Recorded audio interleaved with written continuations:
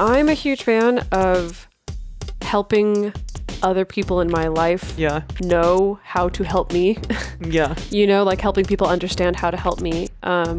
So that means things like employing a healthy, proactive communication of what I want, what I need, what my boundaries are to the people around me that I need support from, being clear about the kind of support that I need, or being clear in not knowing as well. Sometimes is okay. Sometimes I think it is okay to be like, I'm not sure exactly what I need right now, but like, let me percolate on it, or let me think about it and let you know. Or I don't know exactly what I want right now, but like, let's start with a hug. If you're happy with the same old ways of dating, if you enjoy sucking at communication, and you have no desire to improve your romantic life, then our podcast might not be for you. But if you want some out-of-the-box ideas to deepen your current relationships, broaden your sexual horizons, develop a better understanding of yourself, or learn more about non-monogamy, then you've come to the right place. I'm Jase. I'm Emily. And I'm Dedeker. And this is the Multiamory podcast.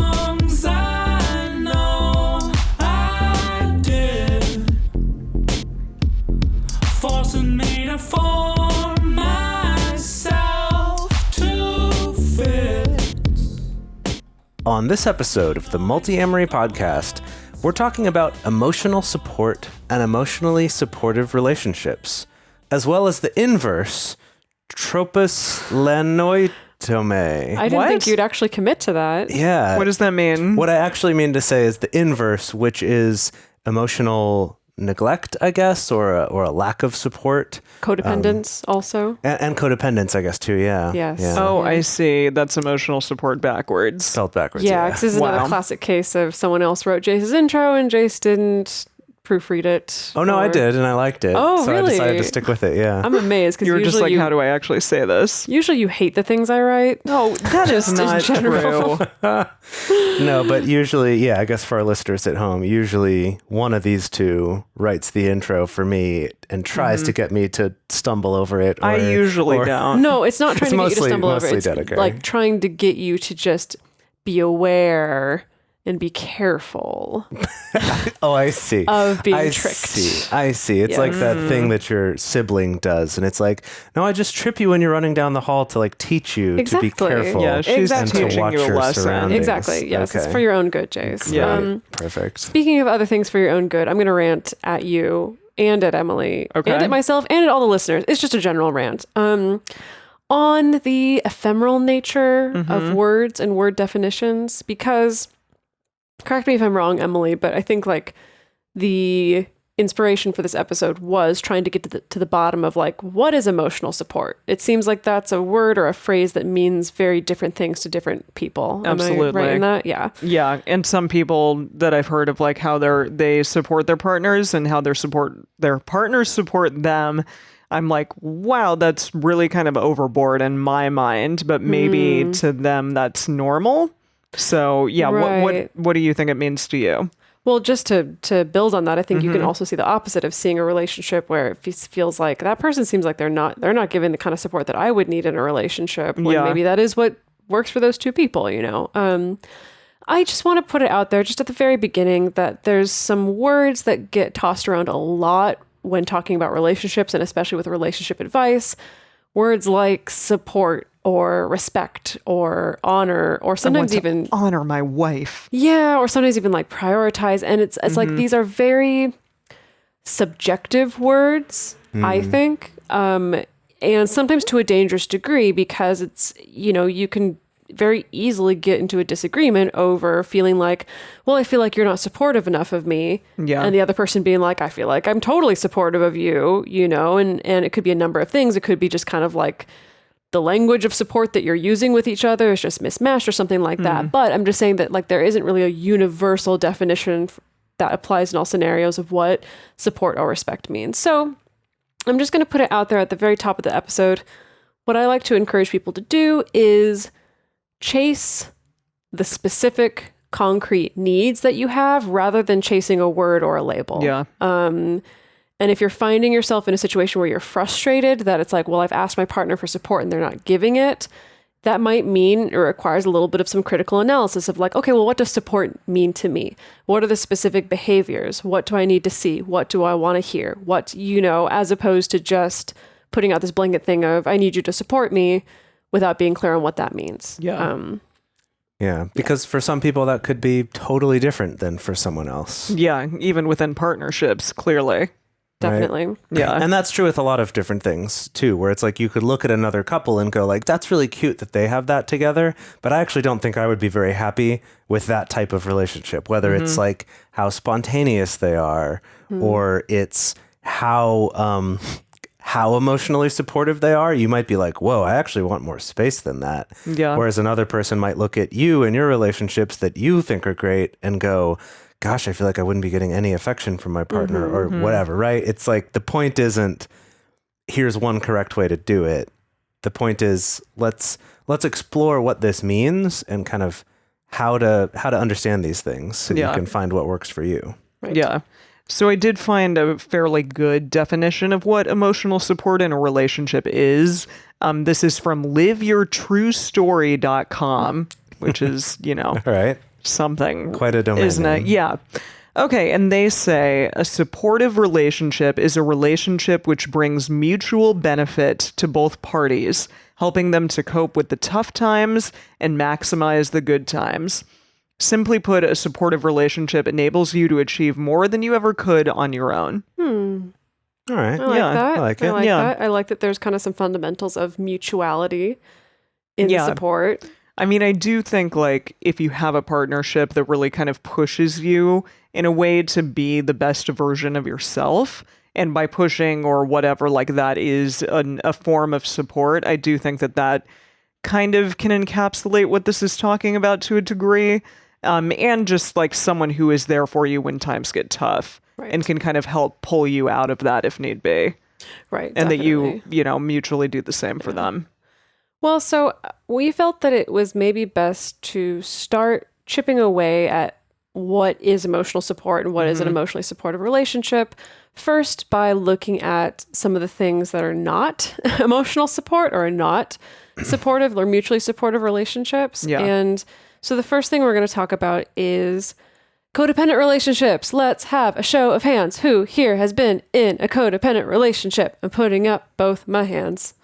Yeah. Yeah, hands all around. Party. I mean, who hasn't? Let's be honest. Any good stories? Honestly, I feel like every relationship I was in from age 0 to maybe age 27 was pretty darn codependent. I think especially in my kind of pre-non-monogamy days, because I think that was just what I thought a relationship was.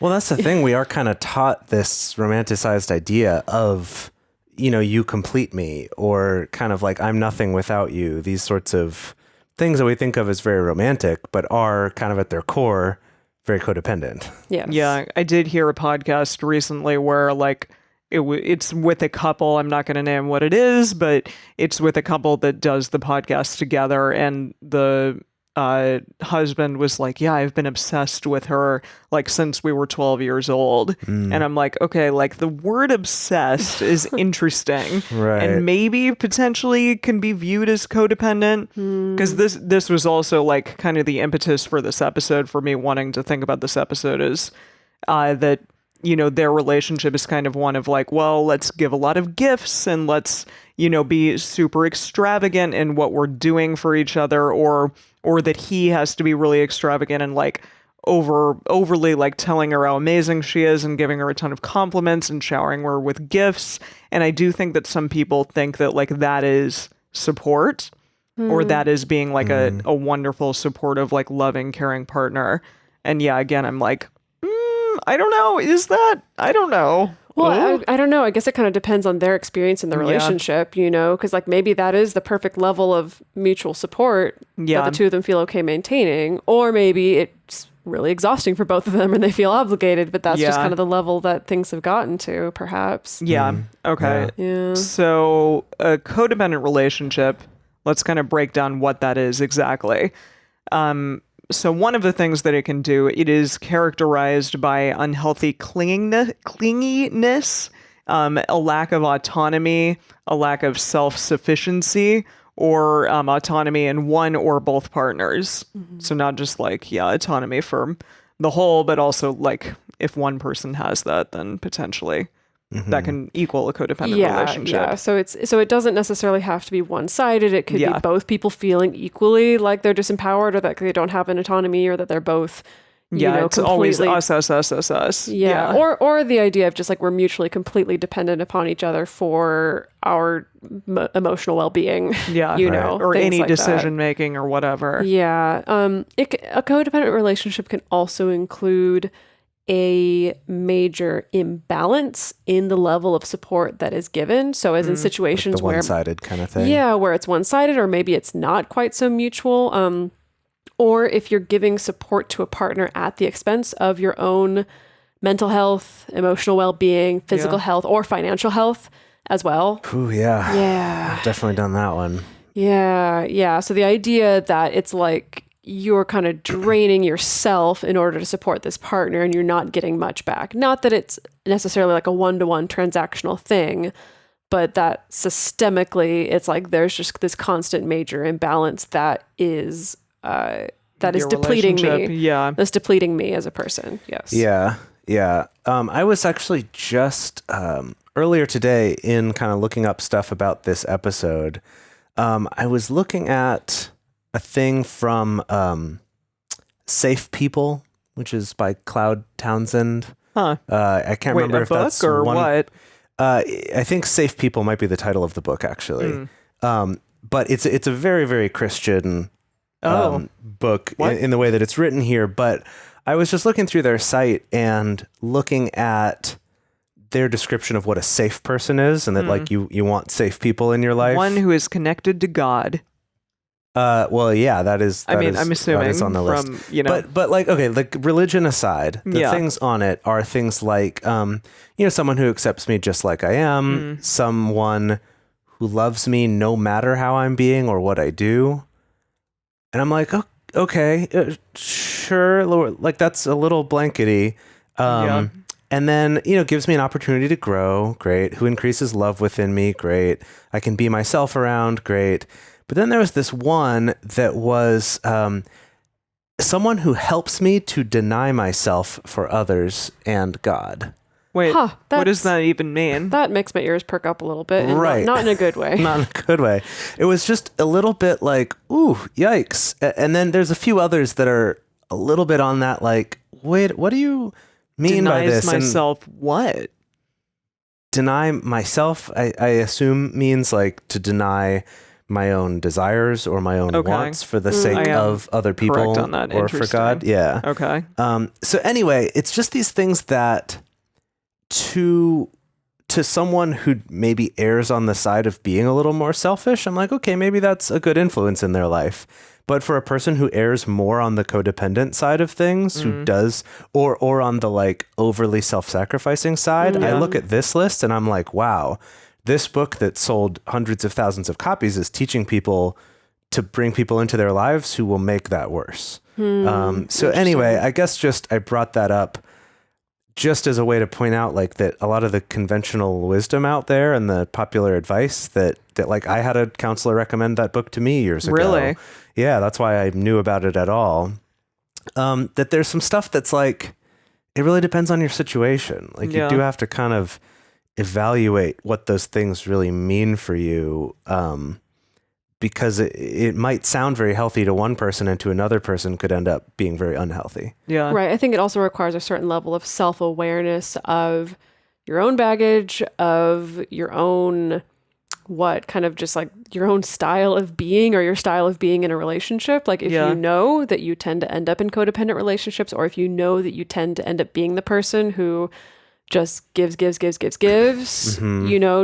the point of total depletion. Like sometimes having that awareness in the first place can be really helpful as well. Yeah. And I've found this one is definitely a case where I've seen myself do this, I've seen partners do this, and I've seen other people do this, where it's like give support at the cost of your emotional, physical, and financial well-being, and that support isn't even really supporting the other person very well. Interesting. That it's like in what way?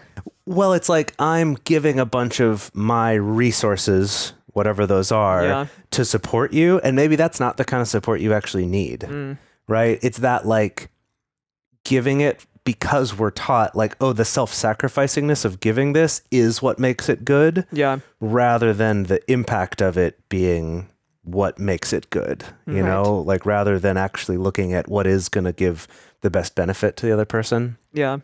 Wow. And I'm going to stop myself from going on a big rant about missionary work. It's a good metaphor, though. Think about it. It's a whole other podcast. I love.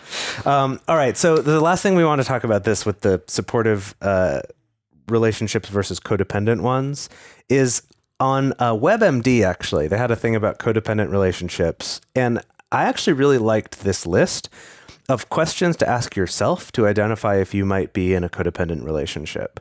And there's just 3 of them. The first one is, are you unable to find satisfaction in your life outside of a specific person? Yeah, that's pretty big. I've definitely experienced that one before. Really?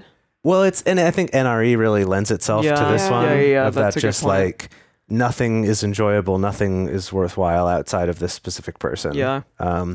Second one is, do you recognize unhealthy behaviors in your partner, but you stay with them in spite of those things? Yeah. I think that's a big one that a lot of us have been there. Have fallen into. Yeah. And then the third one is, are you giving support to your partner at the cost of your own mental, emotional, or physical health? So that's the one we were just talking about. Yeah. But I just liked how simple those questions were and how much they're directed at yourself. Yeah.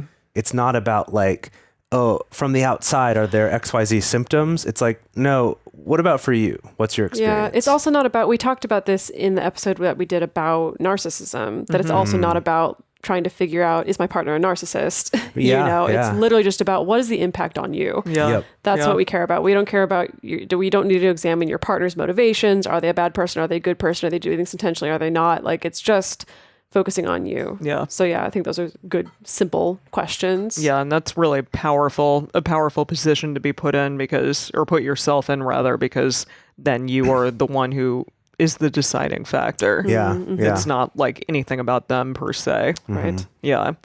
Okay. Well, we also want to talk about how to recognize a lack of support in your relationships, because again, I definitely have heard people say like, I feel like I'm really supportive in this relationship, but I feel like my partner isn't necessarily, or I'm not getting like the emotional support that I want from them. You know, XYZ, it could be a number of things, but ways to recognize a lack of support might include dismissing or minimizing your experience or feelings. So this almost falls into like the gaslighting territory to me. It could. Yeah. Yeah, it could. That's like maybe like an extra extreme version of this. It doesn't have to go that far. Yeah, Sure. I think that there are degrees of gaslighting. Absolutely. But I think there's definitely some overlap in that Venn diagram there. Yeah, I think it can a little bit. And again, this just kind of means like if you have a experience with your partner or they say something, for example, that irks you in a bad way, and you even just ask like kindly about like, hey, I felt X when you said Y. Can we talk about that a little bit? And they're like, no, it really was nothing. Like you didn't feel that, or that was dumb to feel that, or something along those lines, like minimizing your experience. Right. I feel like I have to catch myself to stop myself from doing this to partners, honestly, because I think that in my family of origin, a lot of like problem solving was kind of like dismissing or minimize someone's feelings. So kind of like trying to logic them out of that's feeling a really bad good about point. something, which has its place, but most of the time doesn't have its place when someone's reaching out to you for support. Even just calling like, that's true. Yeah, I mean, something that I heard a lot growing up, I feel like was like, well, you're victimizing yourself. Interesting. And like that word is very powerful, I think. And I almost want to do an episode on like what that means, like to be a victim versus victimizing yourself. And that that could be some rocky territory there, but I'd really be interested to know like more about that, where that fine line is, because I do think, I mean, obviously like you can have an emotion and that can be more internal. That can be because of an internal thing that has happened to you in the past or whatever. But there's also, like, hey, like that really was unnecessary for you to say. kind of thing, and know my feelings in this moment are valid. Yeah. So respect them. I think I'd want to just add to this list. I think, dismissing your feelings, minimizing your feelings or experience, or also trying to logic away your feelings. Yeah. I think would be included in this It's list. a similar type. Yeah. And again, like, especially when it comes to logicking away, I don't think that always comes from a bad place. But it definitely doesn't help things, I suppose. Yeah. Right. Yeah. It could even come from a helpful place, but is, and that's a good example of kind of what I was trying to bring up before about you might feel like you're giving a lot of support and even feel like put out by how much support you're giving, but the effect of that may actually be not supportive at all. Yeah. That's actually a decent example of that. Yeah. Another one here about a lack of support is, a partner who defaults to competitiveness rather than encouragingness. I think it's encouragement is what we say in the English language. Encouragingness. You know what? As a native speaker of English, I can do whatever I want. Wow, okay. It's all right. Whatever you want. I see. Yeah, just that it's like if something goes well for you, they need to one-up you, or they need to come up with a way that they've experienced something better than that already. Yeah. Or like, oh yeah, I've had something more so than that. This definitely can come up in multi-partner relationships or non-monogamous relationships, sure, yeah. especially when two people are kind of trying to date at the same time. That this can come up sometimes unintentionally. Yeah. I think usually unintentionally. I think usually the person doing this, again, doesn't know that they're doing it. They might even think, oh, I'm relating to you by sharing my feelings about that and like how much that means to me, but it actually feels like, well, you're just focused on you and not helping me celebrate this thing that went well for me. Yeah.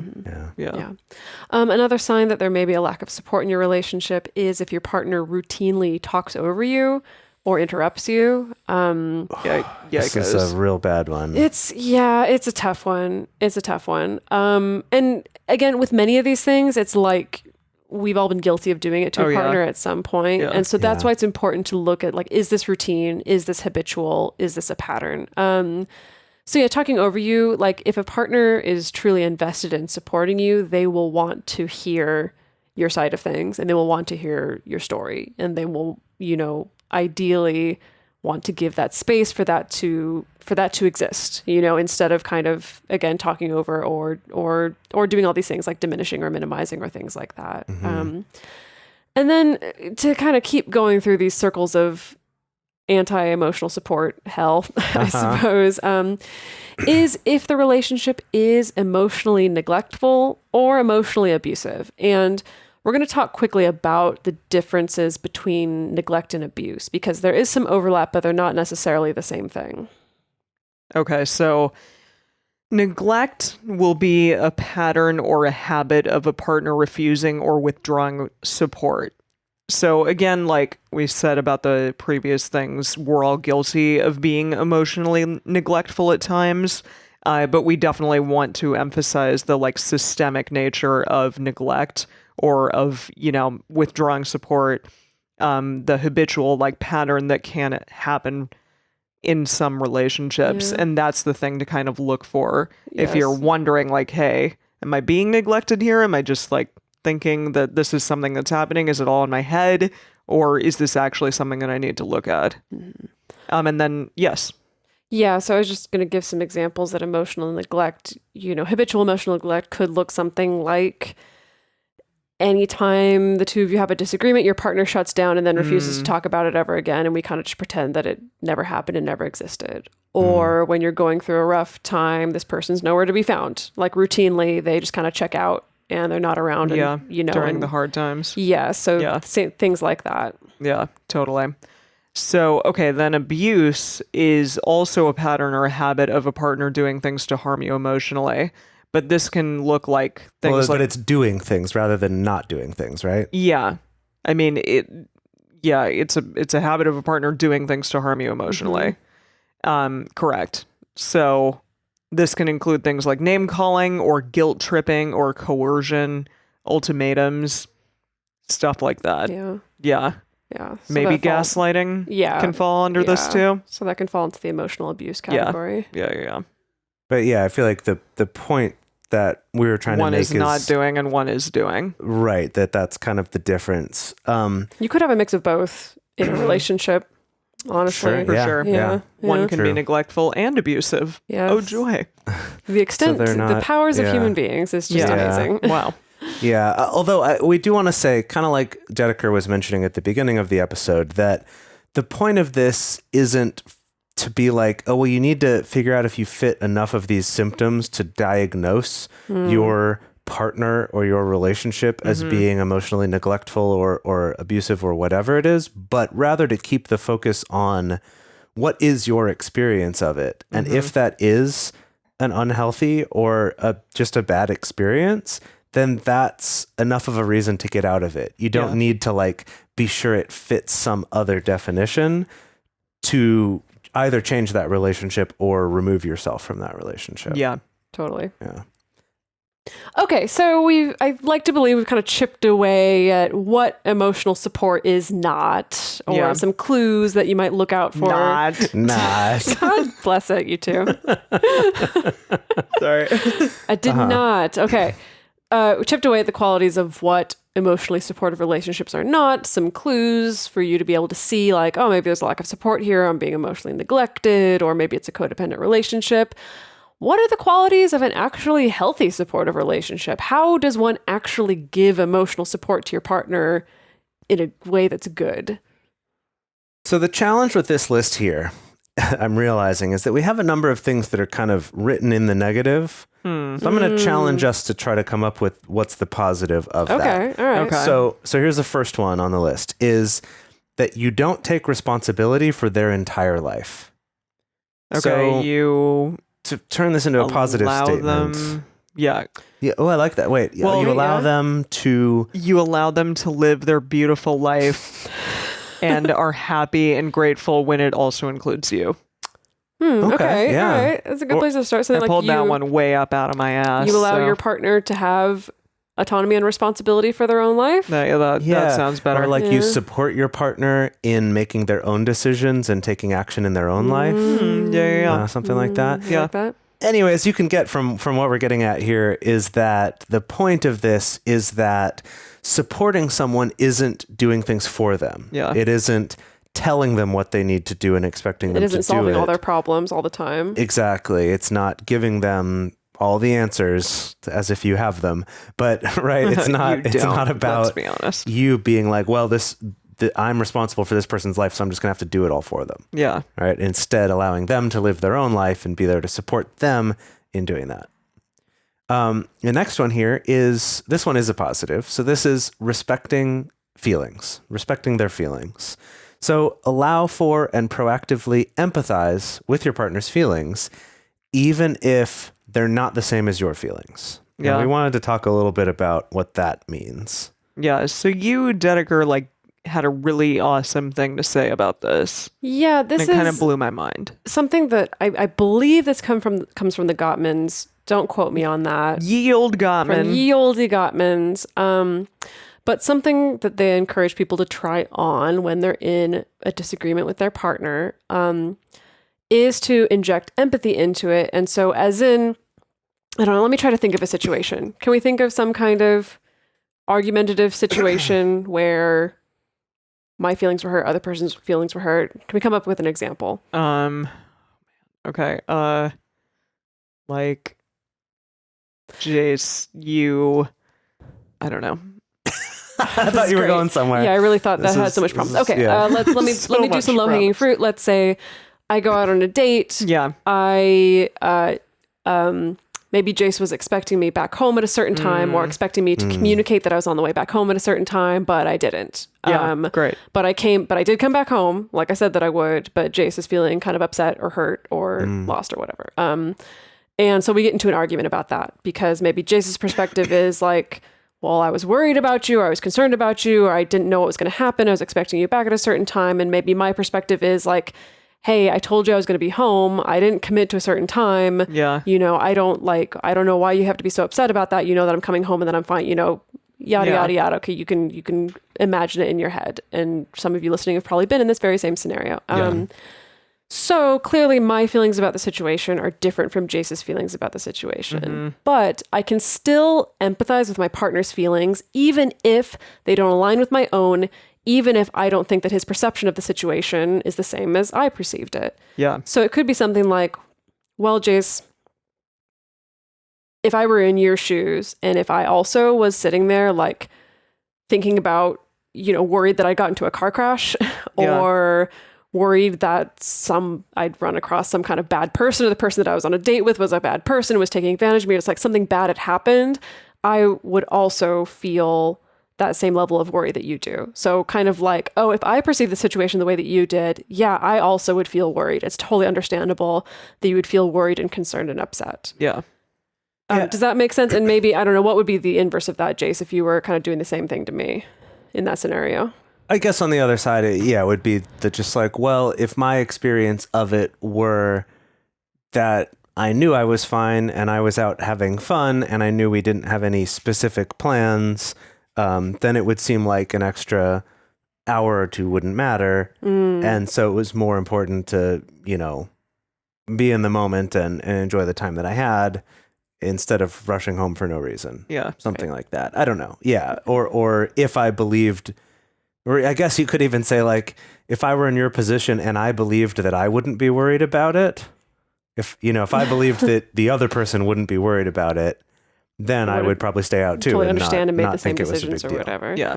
So I think that's kind the of key part there. I know this was kind of a cobbled together example, so thank you for your patience in this. But yeah, it's kind of this idea of being able to acknowledge to your partner basically that their feelings are valid. Yeah. Even if you don't feel that same exact way. Yeah, they're heard. I thought of another example of this that I feel like maybe even fits more with what we're trying to say.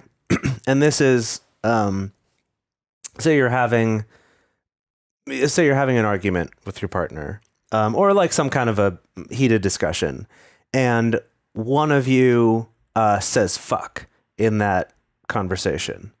And the person who said fuck, that's like whatever, that's a thing they would say in this kind of conversation. But to the other person, that's like... Felt like an attack? Feels like an attack. Or it's like triggering. If you say that word, that means there's no coming back from this. We've gone so far into like hating each other that you would say that word. And I think this is a good example of where the way this conversation will often end up going is then the person gets upset about them saying fuck or whatever it was that they reacted so badly to, and being upset about it, and the other person saying like, you shouldn't be upset about that, it's just fuck, and the other person being like, no, that's terrible, like I should be really upset about that, I can't believe you said that, and the other person saying like, what are you talking about, that's ridiculous. And like what is missing here is that empathy like Dedeker was talking about, of going, wait a minute, explain to me what your perception of this is so I can understand it. And then it's the like, to me, that word means this, like that was only ever said in my family when things were just really bad, awful. Right. And then it's like, oh yeah, I could understand if that word meant that to me, I would feel the same way as you. Yeah. And then on the other side too, it's like, that's just a word I say, like that I say with my friends and past partners and whatever. It's like so not a big deal, and the other person can say, like if I felt that way about that word, if it was like saying fiddlesticks to me, I could see why he would say it, and it wouldn't be upsetting to me. And it's that example of like, by taking that time to understand why they feel that way, it at least gives you a place to understand each other from, rather than it's like you're trying to argue whether something should or shouldn't be when you're both seeing the world completely differently. Yeah. Like you're watching two different movies and you're trying to argue about some quality of the protagonist or something like that. Kind of reminds me of switch tracking a little bit, but a little bit. I think it's related. Yeah, it's definitely related. I think it's also related to, we've talked about this a couple times on the show about like competing narratives or competing realities. This idea that you both perceive things differently. And that like we can get so caught up in trying to get the other person to agree that our perception was the right one and that their perception was the wrong one, rather than kind of accepting that it's like, oh, both of these perceptions can be valid and we can find a common ground here and shared empathy. Yeah. Yeah, because it's like we don't even realize there is another perception. Yeah. Instead, it's just like you assume they think of things, they perceive things the same way you do. And then it's like, how the hell did you have that emotional response to this thing? Yeah. It doesn't make any sense. What are you doing? Right. Yeah, totally. Yeah. All right. Another like affirmative thing is to compliment your partner in public. That is a sign of a healthy and supportive relationship, or even just like avoiding humiliation or put downs in public. I mean, I think you probably shouldn't humiliate or put your partner down in general. Just period, yeah. Yeah, but definitely like not in public. That's kind of a rough one. Yeah. The public like adds a whole other level to it, you know? Yeah. Both in the good way and the bad way. Yeah. Like I think doing compliments in front of other people is I know. big. It's like, oh wow. Well, yeah. That's really sweet of you to do for me. Yeah. Yeah. Well, this says never ignoring a partner's presence, but how can we make that into positive? like a positive? Well, I'm going to keep making it negative and just say that this also kind of means like don't stonewall your partner. Yeah. You know? Yeah. Yeah. That's true. But like to make this positive, it's like acknowledging their presence. Yeah. Like being sweet to them in public, maybe even, or just like. I guess I imagine this one more as about being in private, but I guess it could apply in public too. Yeah. But just that, like, I'm doing a thing and I'm just going to pretend you don't exist right now. Yeah, sure. Well, I'm trying to think of like the scenarios when stonewalling behavior comes up, and it's usually when you're like angry or upset, or there's a disagreement, or you're fighting, and like that's when the stonewalling behavior comes up, and where you're just moving through the house, you know, not looking at each other, or coming into a room not looking at each other. Yeah. So I guess the opposite of that can be is like, even if you're upset with each other, still being able to acknowledge and treat each other like human beings. Well, if like someone comes home from a long day, and instead of like, you know, maybe get up and greet them and say hi and like look away from your computer for a couple minutes kind of thing, and just like acknowledge their presence. Yeah, that too. Yeah, this reminds me of the Gottmans thing about the turning toward is what they call it. And they talk a lot about the importance of that, what Emily just described, is that moment of, I'm going to stop what I'm doing right now to acknowledge you. Or even like put your phone down. Right. Like don't just like, if you're watching something together, don't just like play a fucking video game on your phone. Sure, you know, like kind of maybe cuddle your partner, or like show that you care about them and care about like the thing that you two are doing together in that moment. Yeah. And that's not to say you can never do those things, but it's just putting that emphasis on turning toward. Yeah. Right. And again, we're talking about like those systemic kind of, you know, cyclical things, the patterns. Yeah. Yeah. Yeah. Another quality of a healthy, supportive relationship is respecting the other person's right and ability to make their own decisions. This is related to the stuff we were talking about earlier with like not taking responsibility for someone else's entire life. Yeah. And so a kind of a good litmus test for this is if you find that you're able to offer advice to your partner without it being conditional, as in you can offer advice to your partner and they have the ability to disregard it if they want. And I feel like that's a real tricky one. And I feel like this comes up so often. But it is that ability to like support this person in their own decision making, as opposed to supporting this person in trying to push an agenda on them of like, well, I think they should do this, you know, and I'm going to push them into doing this, or I'm going to push them into making this particular kind of decision. Yeah. And that's scary. It's scary to I think to trust that like this person will make decisions both in their own interest and in the interest of you and your relationship as well. Yeah, it's like what I feel like this is one that's easy to fall into the trap of thinking you're doing this when you're not. And that's like someone's, you know, having to make a decision or isn't sure what to do about something, and you're like, well, you should do this. Like it just makes sense that you do this. I mean, you can do whatever you want, but you should do this. Yeah. It's like that's very different. Thanks for being so supportive. Right. You're able to tell yourself like, oh yeah, I'm letting them make their own decision.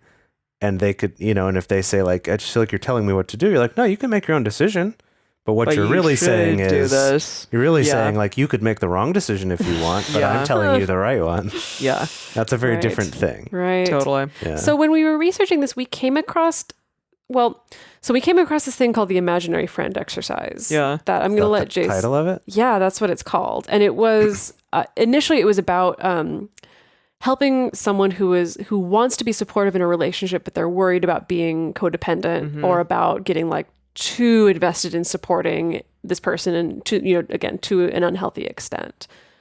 Okay, Jase, so can you tell us about imaginary friends? basically it starts out as you picture yourself as an imaginary friend to this other person.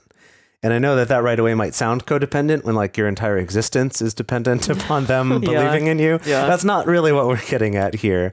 But the point is that if you think about an imaginary friend is there to support and to help you out and to be a friend, but it can't do things for you because It is you.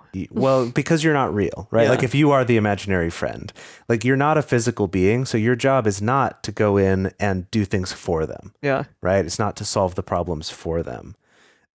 Another thing is that as an imaginary friend, you are kind of part of their own brain.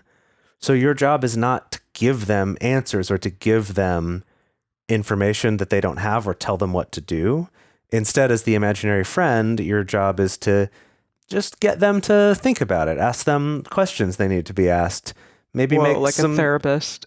kind of, yeah, like make some suggestions and listen to them and like help them kind of reflect back to themselves what they're trying to work on. So the idea, correct me if I've gotten this wrong. I think the idea behind the imaginary friend exercise is this is like a litmus test to test to see like, okay, am I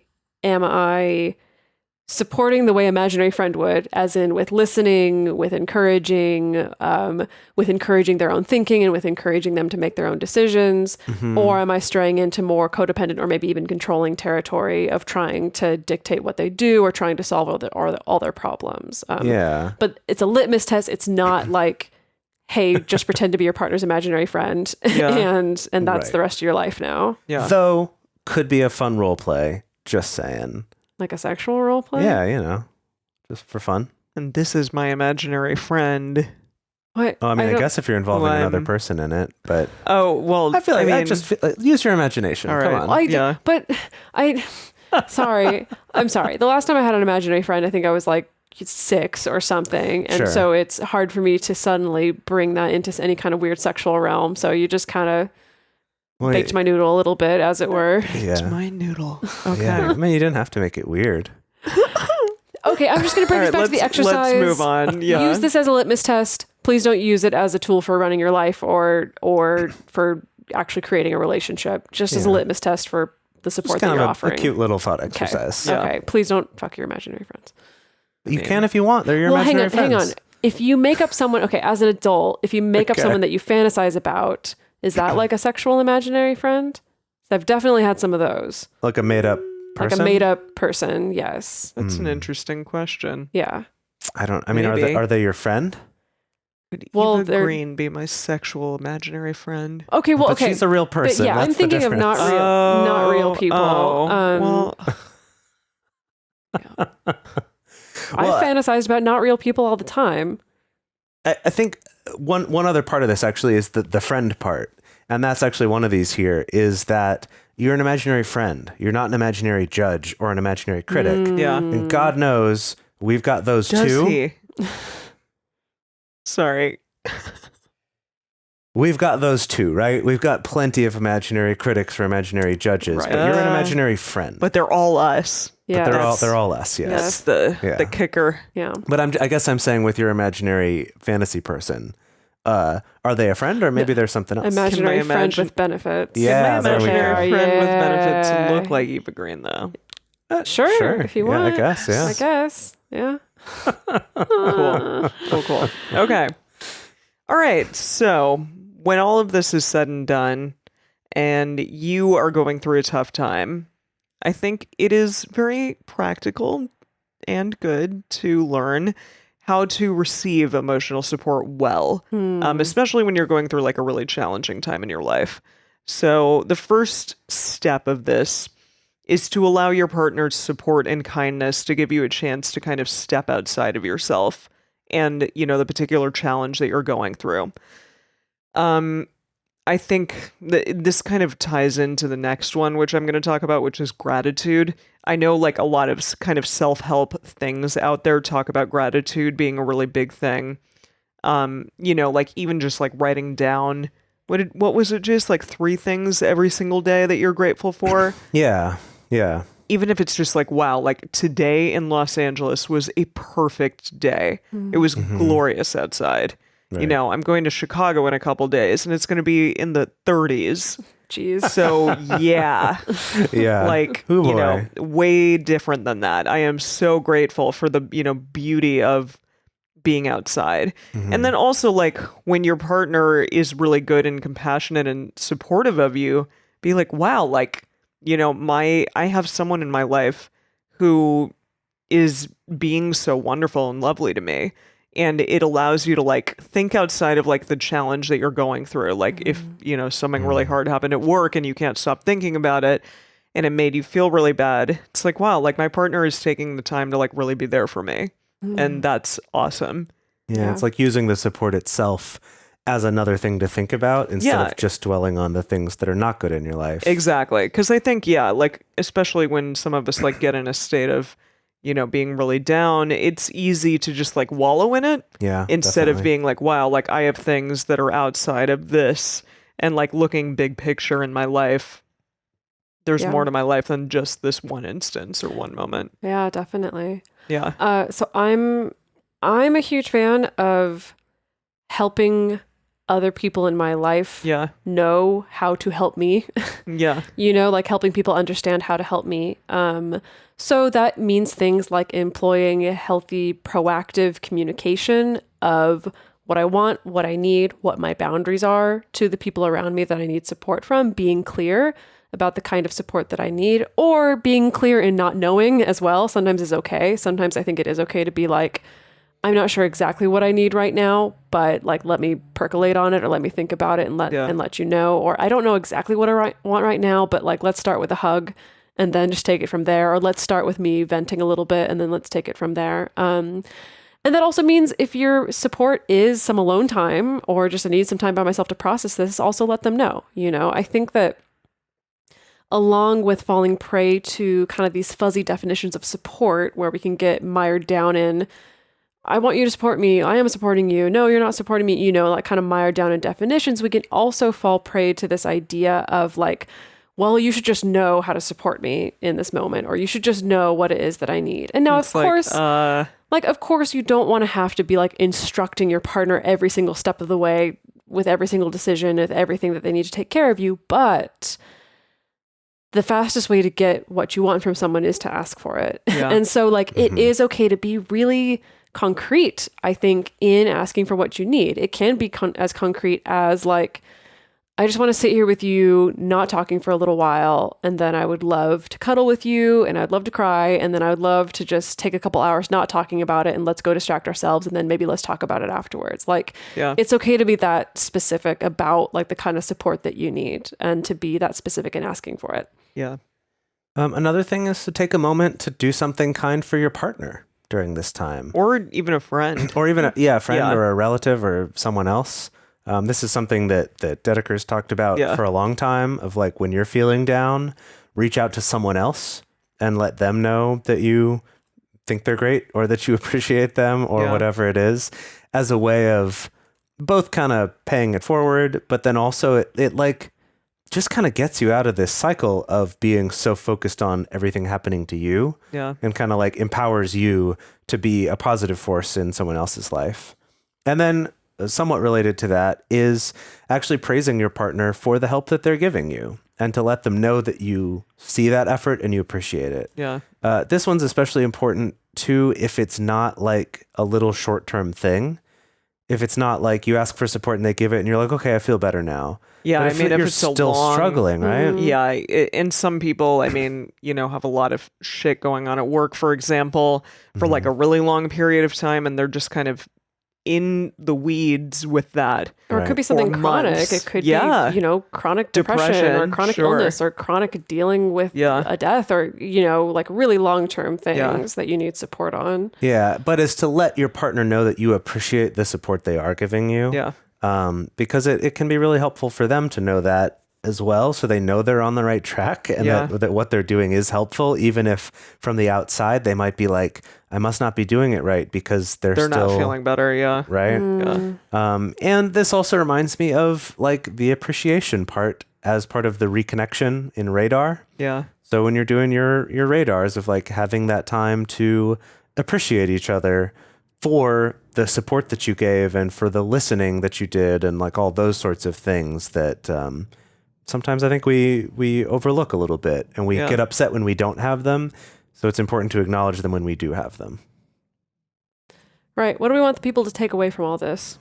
Well, we gave some good ways to like recognize what a supportive relationship is versus a codependent relationship. And what like a codependent relationship is in general. And then also hopefully like how to recognize a lack of support in your life. Like the difference between neglect and abuse, how to kind of see what those things are. Yeah, I was kind of thinking about maybe giving people a new word to take home. Oh, here we go. Yeah. Here we go. So when we were talking about the idea of like trying, like what is emotional neglect? And this word. We were saying like, don't get so focused on like, is it emotional neglect or not? Because really what matters is this relationship good for you? Like, is this healthy for you? Right? Like, is this, is this actually a good relationship for you to be in? And like we talked about way earlier, for one person, a relationship might be great. And to you, it's going to feel super neglectful.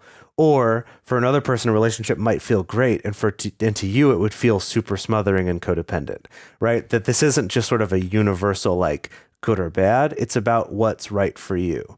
And that reminds me of boundaries, which is something we talk about, right? Of, kind of what it is that you want or don't want in your life. If like, I'm not willing to be in a relationship where I'm treated in this particular way, like that's a boundary. So this is sort of the opposite of that, of saying that, I'm not okay with being in a relationship where I don't get a certain kind of emotional support. And so I was thinking it's not quite a boundary, but it's like a negative boundary. No, Jase, that is a boundary though. But it's about that you're not okay with not getting something as opposed to I'm not okay with something happening. Okay. Right? Like a normal boundary is like, I'm not going to have a discussion with someone who's yelling at me, right? So it's like, that's my boundary. So I'm going to remove myself from that situation if that happens and protect my boundary. But this is like... So I'm not going to be in a relationship where someone's not talking good to me. Where someone's like not acknowledging me when I walk in a room or is not allowing me to make my own decisions or something like that. So I was thinking like, I'm not quite sure what it is yet. Is it a nega boundary? Or a noundry, or a anti-boundary, like antimatter? When you have anti-boundaries and boundaries together, they explode. I don't know. my problem, Jase, is that like I feel like people already have a hard time wrapping their head around just boundaries themselves. Well, okay, then this is like this is like grad school level. This is like boundaries then. 301. Yeah. Okay. Yeah. Oh my goodness. So don't worry about it. Boundaries 301 noundaries. Noundaries. Wow. All right. Well. Okay. I'm just gonna say I'm considering making this our ending tagline of every single episode. Okay, Let me know what you think. As always, please don't weaponize this shit. Like literally, I want to attach this to every single episode because I'm like, please don't take the things that we say and use them and like beat your partners over. Don't use them for evil. Don't beat your partners over the head with them. Like, don't weaponize this stuff. Just don't. Like, thank you. Take this advice, but like, don't use it as like a weird ruler that you want to measure as like a yardstick that you're forcing someone else to live up, like forcing someone else to live up to. Use it as a yardstick for your own like discernment in relationships and discernment in choosing partners and discernment over whether or not you should stay in a relationship or not. But please, like, I just don't want to hear any stories of someone being like, well, I told my partner that they're not supportive of me because Multiamory says that they need to be doing this, this, this, and this. And I'm like, no one wants to be in a relationship with that person who's saying those things. I mean, I've had people run up to me like randomly, at a concert and say like, you saved my relationship. We definitely don't want anyone to do the opposite of that and be like, you ruined my relationship. So don't weaponize that shit. That is like my greatest fear. Thank you. Yeah, that's all. Do you think we should append this as a tag? It's kind of a negative tag to end all the episodes on. It is a little bit. I don't know. Well, with this one, I think it's a fine thing to say. It's like a good sentiment to wrap into all of them. And I feel like we do talk about it a fair amount of like taking ownership of your own part in things rather than using it to like define and diagnose someone else. But just please don't use us as a tool, as a weapon on other people or on your partner. Right. Like we didn't sign up for that. That's true. Ain't nobody want that shit. Yeah. Like, and as always, don't weaponize this shit. See you next week. Like that could be our like sign off. There you go. We'd been trying to come up with a sign off for years. I have another one. Okay, so I feel like there's a couple that like. So first, I think for a while we were definitely repeating like, and remember, it is okay to break up with people. Right. That's one. I think don't weaponize this shit is another one, and I think another one is the disclaimer of. Remember, if you're in an abusive situation, none of this advice matters, and you need to get the hell out. Yeah, because that's another one. Is people being like, "I tried to use NVC with my abusive boyfriend, and it didn't work," and I'm like, "You're right. You're right. Correct. You're right. It didn't work." Or like, I tried to use the Triforce with a situation with my partner who's really emotionally abusive to me, and I'm like, "You're right. It's not going to work." So yeah. I feel like those are all negative things to end out on, but I feel like they're very true. They are, Well, sometimes the truth isn't always shiny and pretty.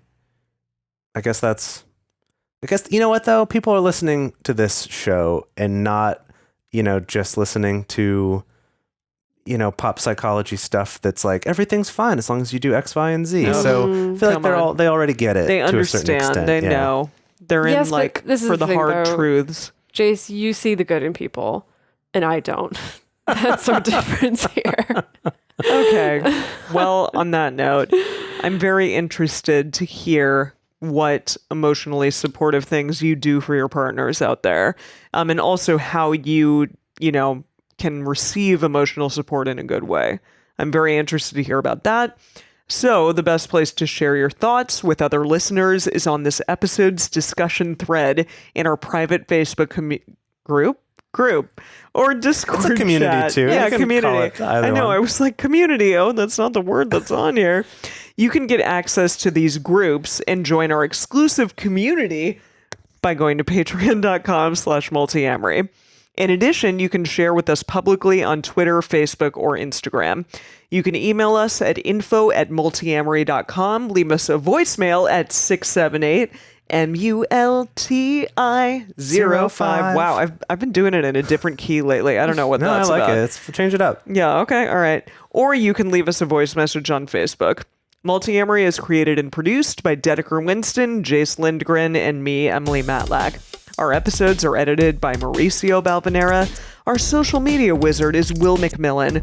Our production assistant is Nicole Samara. Our theme song is Forms I Know I Did by Josh and Anand from the Fractal Cave EP. And the full transcript is available on this episode's page on multiamory.com.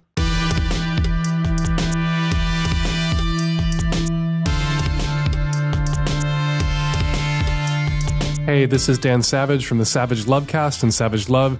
You're listening to a Swing Set podcast at Swing Set FM.